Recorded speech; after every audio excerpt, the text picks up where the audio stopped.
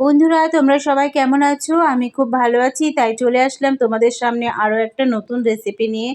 Eid special lachha. তাহলে চলো ভিডিওতে চলে যাই। এখানে আমি গ্যাস জ্বালিয়ে একটা কড়াই বসিয়ে দিয়েছি, আর কড়াইয়ে দিয়ে দিলাম বাটার। আর আমি ঘি খেতে ভালোবাসি না, মেয়েরাও ভালোবাসে না, তাই আমি আজকে বাটার দিয়েই করব। বাটারটা গরম হয়ে গলে গেলে তাহলে ওর মধ্যে দিয়ে দেব কাজু আর কিশমিশ। আর কাজু আর কিশমিশ ভাজা হয়ে গেলে আমি তুলে নেব। আর ওই কড়াইয়েই আমি ভেজে নেব লাচ্ছাগুলো।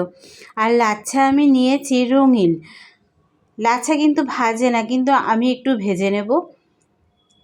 ভাজা হয়ে গেলে আমি এখানে একটু মচমচে করেই ভাজবো। ভাজা হয়ে গেলে আমি একটা পাত্রে ঢেলে নেব।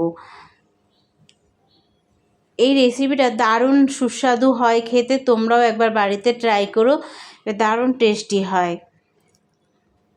তারপরে গ্যাসে কড়াই বসিয়ে আবার আমি এখানে 2 গ্লাস মতো দুধ দিয়ে দিয়েছি।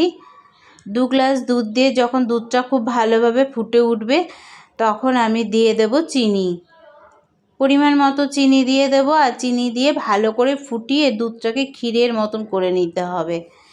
ভালো করে যখন ফুটে উঠবে, ক্ষীরের মতন হয়ে যাবে, তখন আমি লাচ্ছাগুলো দিয়ে দেব। আর লাচ্ছা দিয়ে কিন্তু বেশি ফোটাবো না, তাহলে লাচ্ছাগুলো একদম গলে যাবে। আমি একটু নাড়িয়ে নেব, নাড়িয়ে নিয়ে দিয়ে দেব কাজু কিশমিশ ভেজে রেখেছিলাম সেই ভাজাগুলো।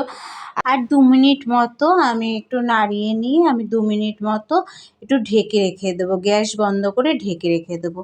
তৈরি হয়ে গেল আজকে আমার রেসিপি।